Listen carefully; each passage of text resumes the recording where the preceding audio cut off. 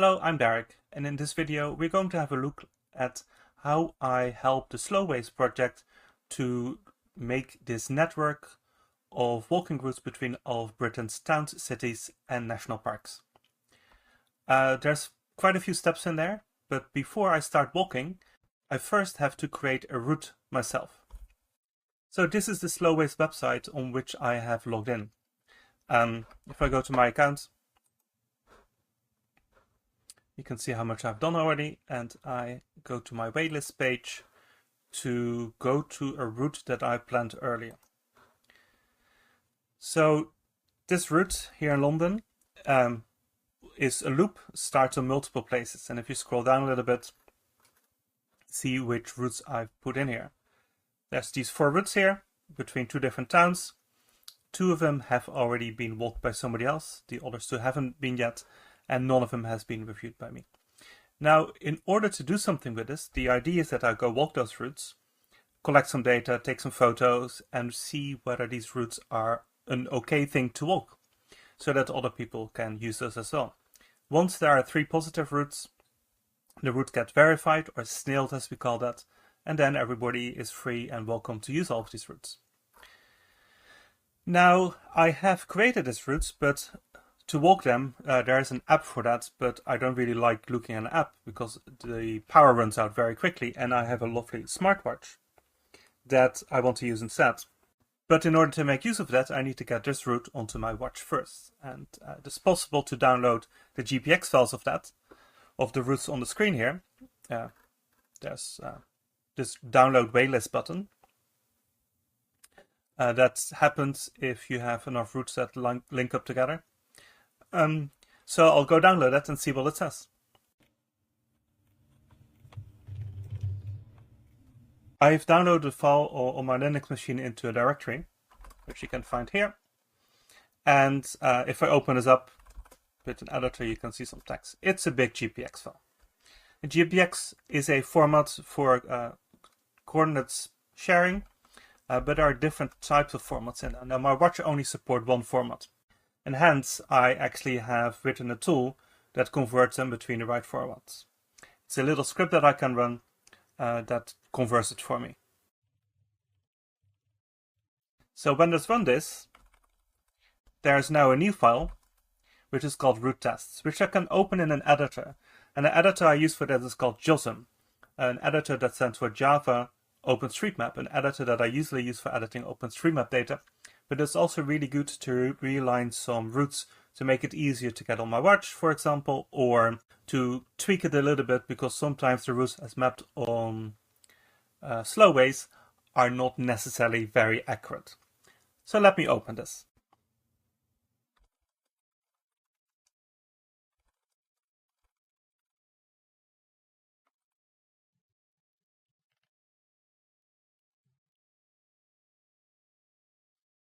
So once it starts loading, it has this route here, but it is in this GPX file that you can't edit.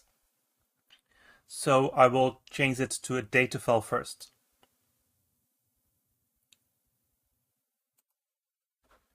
And now I have this route that has no start and end. Let me add a background first here.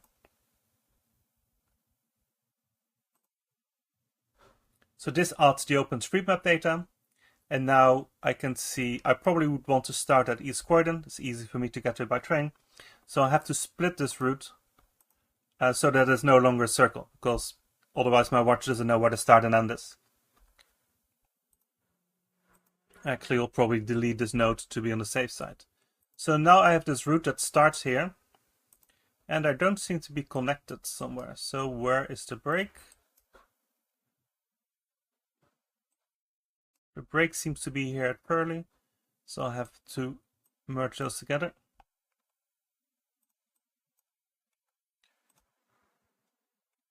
Combine them, and now do I have the whole route? Now I have the whole route. Apparently the tool decided to break at Purley, not at Croydon, but I want to start at Croydon. So this route here now, as you can see, it's already not particularly accurately aligned with the roads. But the best way of seeing that is actually by using satellite imagery. I'm not quite sure how legal it is to use it as a background, because the Bing aerial imagery is mostly used for editing OpenStreetMap, but I'm going to use it anyway. So now you can see East Croydon Station. You can also quite easily where all the crossings are. So the exit of the station is here. There's a crossing here. So I pretty much want to use that crossing and then start in front of the station. And then basically what I need to do is to map this route to make it follow the roads and see where all the nice crossings are. And I use a specific operation in JOSM with that called it's called Improve Way Accuracy, or the letter W. So when I press this, I can now, as you can see, it moves around. If I do control click, it adds a new route. Otherwise, it just moves the nodes around. And then now I'll have to do this so that I get this nicely aligned with all the roads. So that it is accurate enough, I can follow it with my watch. I like putting the crossings in on the right side of the street, so it makes it much easier for me to follow it on the watch and not get lost and stuff like that. Sometimes, of course, there's trees in the way, and then turn off the imagery off. And you can most accurately follow what is already mapped on OpenStreetMap. Beyond the trees. You can see some accuracy here. I like it being more accurate than the lines usually are. But sometimes it's also necessary to do because the lines are drawn so badly that you can't actually know which side of a hedge you sometimes need to be. Now, of course, this takes a lot of time, and I won't bother you with that. So we'll speed through this here, and if I have something to say, I will add some comments here. As I said, the accuracy is sometimes so bad that it goes through this spot here, but it's not really a walking place. It's that you need to go around places.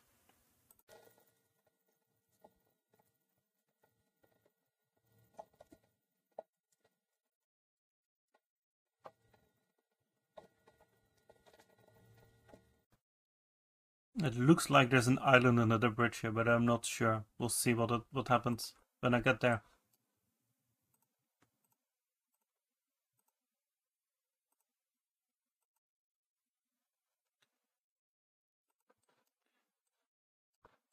And sometimes you need to make a judgment on how good a specific junction actually is for walking, in case there are no extra crossings.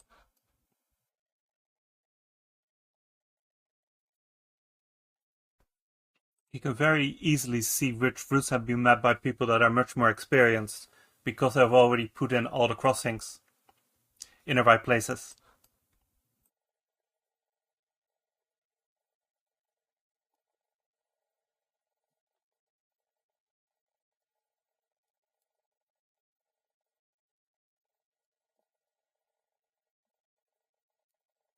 The quality of the imagery isn't always the same either though.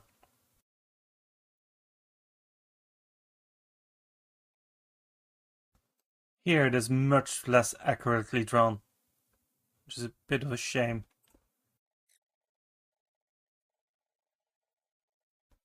Can't really see where the path goes, but let's presume OpenStreetMap is correct here. It often is though. The quality gets better here now. The crossing is here. Sometimes I slightly deviate from the planned route because it looks silly.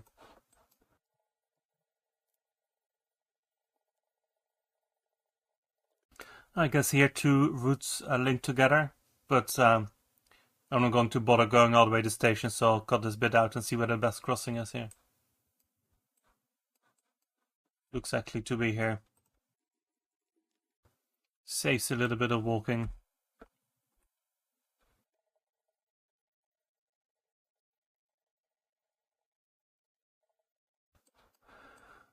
And sometimes people just have used the exact OpenStreetMap route, which isn't always good, but sometimes useful.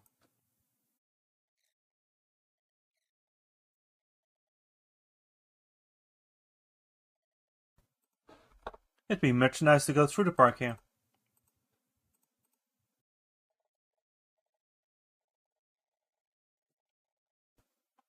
Yeah, this is not a crossing as possible. You really need to basically go down here. Not quite sure where it goes around here. I would just go through St. John's Road. But hey, what do I know?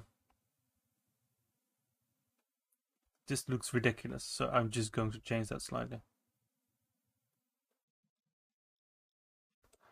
Seems to be an underground path here, which is much better than I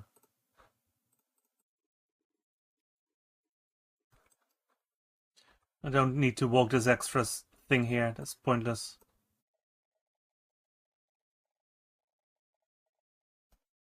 And here we are back at the station. So that makes our total walk 24 kilometers. Now, after I've made this, I need to save this route. I save it as edited.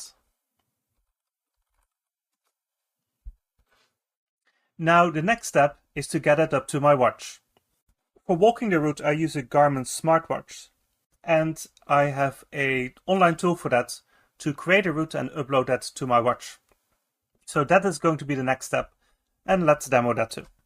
So on the Garmin page, I will go to Training and Planning and Courses, where I then can import my new route. I found out where it is on the file system. I need to select that it is for hiking. And I get here my route on the map. You can also see the height elevations here, so for me that's 188 meters. Not too much, but pretty good. And then I give it a name. I'm going from East Croydon to Purley to Sutton to East Croydon. I save that as a private route. And I click the Send to Device button, which means it gets uploaded to my watch the next time I sync it.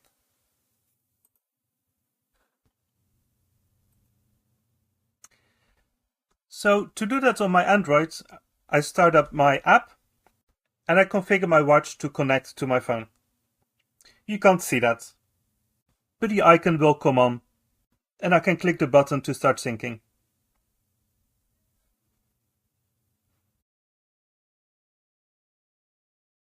It is now done and it will show up as a course by clicking on More, Training and Planning, and Courses. And here's the route that we created earlier. This is also available on my watch now, which I will use when I start walking the route. That is going to be the next step. Here's my watch, and tomorrow when I go out, I can walk this route now. Let me open it and show you how I do that. First I start a new activity. And we go hiking. And I then select the route. I open it up. And let me show you it on the map. It takes a while to load. Now when I'm ready tomorrow, I can start a route by clicking the Do Course button. So when it's a nice day like this, it's great to go out for a walk. I started in Croydon this morning, going to walk our loop.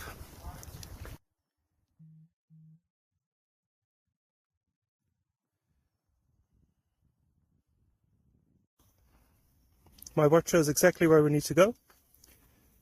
In this case, it's following the path, which is a bit icy.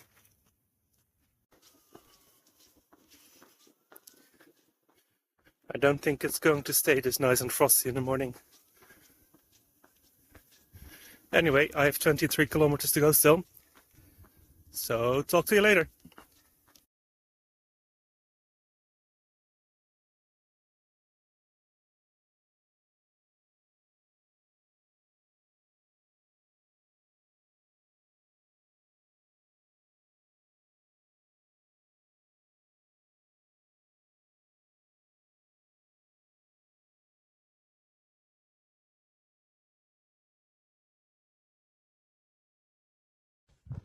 It's getting towards the end of the day now.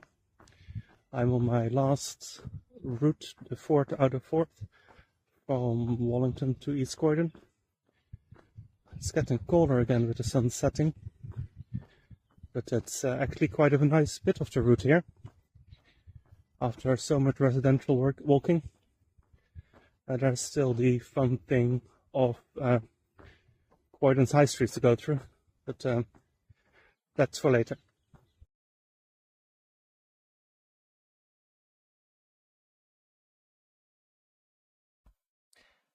Now that I'm back from my walk, it's time to do the reviews. As you might remember, as part of my walk there were 4 routes. And the first one I walked was from Croydon to Purley. So I'll open it up. Now, how would I go about doing the review? Well, first of all, I'm going to want to look at all the photos that I've taken to remind me what I've seen. And the easiest way for that is to load up my GPS trace that I made for my walk and then link all the photos to it so I have an overview of where what happened. Whenever I take a photo, there's always a GPS coordinate associated with it, which then shows me where I've taken this on the map. So let's do that now. For that, again, I'll start using JOSM.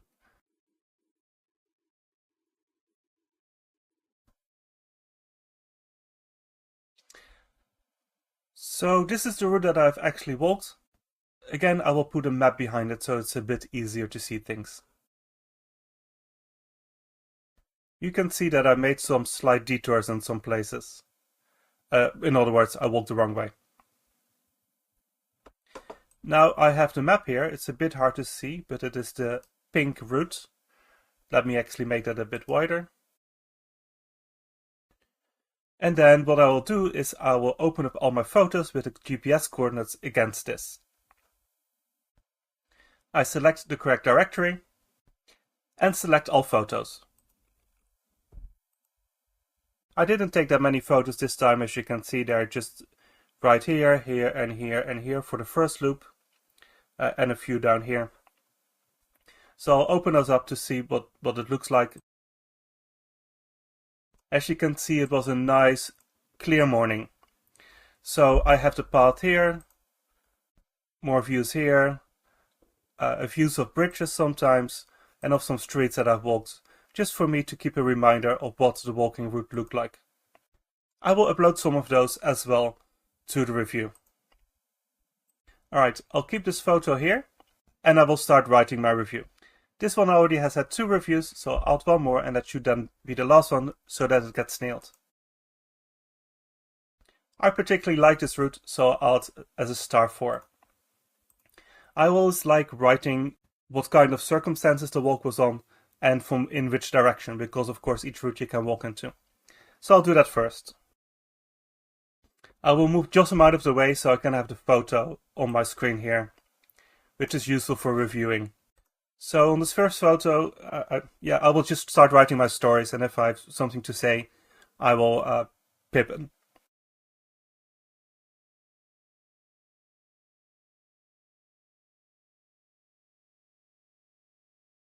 Nothing very much happened on this route, so there's not much to say. So I'll now give a little summary. Now I've done my summary, I would like to add all the photos that I've made, at least all the relevant photos that I made and used in the story, so I can upload those as well. Now I've written the text, I need to upload the photos, which I'll do with the upload button. And now I get to select the photos again.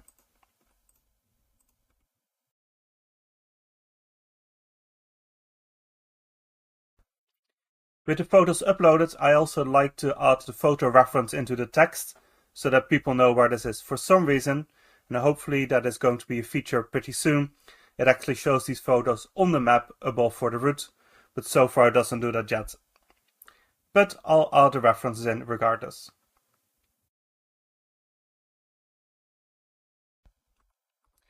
Now this is all written, I need to check whether the route fits the plan. Would I walk it again? Yes. Suggest? Yes. Is it safe? Accurate? Yes. And no access issues. So yes, I would now recommend it and submit my review. And I always ignore this because this is annoying. It asks you the question. So I'll go now one back.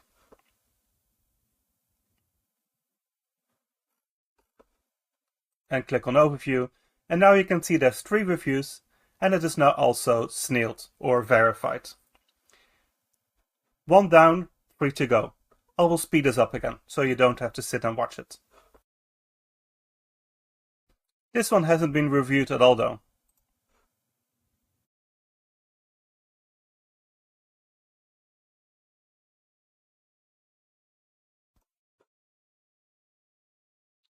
There are fewer photos here.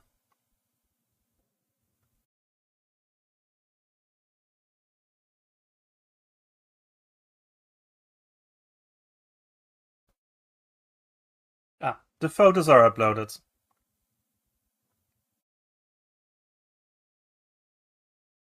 Again, would I recommend this route? Yes, so I'll submit my review. Again, I will ignore the question here. So now I've reviewed 2 of the routes, and it's time to do the third one, from Sutton to Wallington. This one also has 2 reviews, so hopefully I get to nail this one too. The method is exactly the same again, so you'll see this in sped up mode.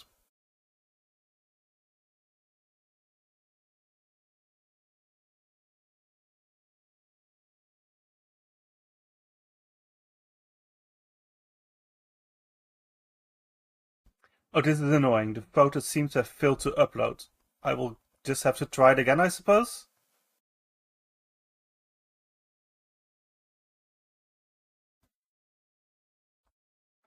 Aha, success the second time.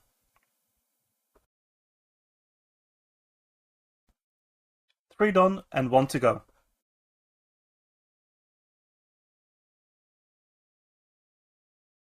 Sometimes I find it hard to actually rate the route between a 3 and a 4, so I'll usually err on the side of caution and be nicer to the road and be nicer to the routes.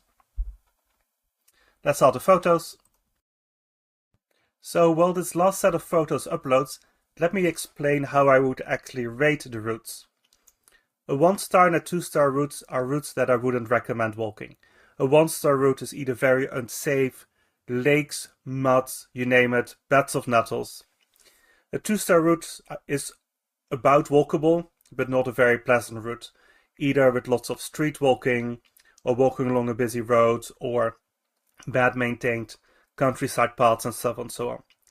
A 3-star route is a residential route with more traffic than I would like and little green, or a countryside walk that has hard access or many difficult paths or mud and stuff like that. A 4-star route, I would say, is a residential route with a fair bit of greenery and not too many busy traffic, or a lovely countryside route with a little bit of street walking, usually at the end, near the start and ending points. And a 5-star route is most often a really pleasant countryside walk, easy maintained, easy to go on paths, good views, etc., etc. As you can imagine, 5-star routes are far between them, and most of the routes that are rated are either 3 or 4 stars. Let's now wait for the rest of the photos to upload so I can finish this. I'm making a guess with the photo numbers here, I might have to update those. I almost got it correct, I just missed the last photo. I also like this route, so I'll recommend it. And that is now all 4 routes walked. 2 of them are now purple, meaning that they are snailed, and the other 2 still need a few more reviews. And that is how I do Slowways. And I'll repeat that next weekend again. To have a quick look at what I've walked so far, if you look at all my way lists, there's actually one my reviews. And once this loads, this will take some time, you see all the routes that I've walked so far. These are many in between, and I'm sort of running slightly out of where I can walk more routes near home that are easy for me to access by train in a day's time. I hope you find this interesting. Thank you for watching, and I'll see you next time.